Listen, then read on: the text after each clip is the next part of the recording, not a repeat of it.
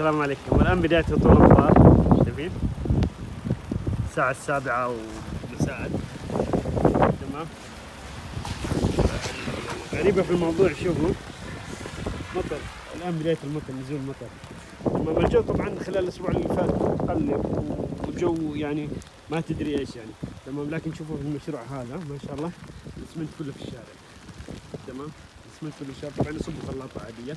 تمام. شوفوا يتعسب على الصبة. الآن هذا بداية المطر ما شاء الله، ما في مشكلة. الإسمنت وسط المطر، لا حول ولا قوة إلا بالله. شوف تمام، لا حول ولا قوة إلا بالله. طبعا يعني على عيني وراسي أنت مطور، وعلى عيني وراسي أنت متعود تعمل تبيع وكذا كذا، على عيني وراسي مش كذا يعني. الله يهديك ويغفر لك، الله يصلح حالك. تمام. الله يصلح حالك. ما عندك حارس المفروض انك تختار يعني، ما خلاص ودك توفر لك حارس، يعني تختار ترفع هذا تطبيق ترابيط تطير كذا. هذا انت شايف الجو اليوم هذه كيف؟ الجو متقلب.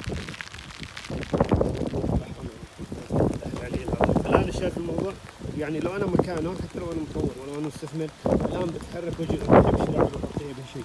لو المشكله حطها في الارض مباشره، شوفوا لا رافعها بلوك، لا رافعها بشيء المفروض يرفع على بلوك، على مرابيع، على خشب، حطها على الاسفلت مباشره. هذا غلط، هذا غلط والله. كمية كبيرة بعدين. بكرة معاه صبة، بكرة معاه صبة ما شاء الله. أم صب القواعد واليوم بيصب الرجال. ما شاء الله، صواريخ صواريخ صواريخ.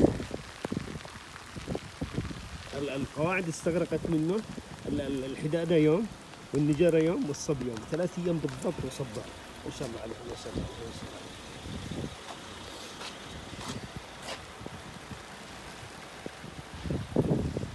اللهم حوالينا لا علينا.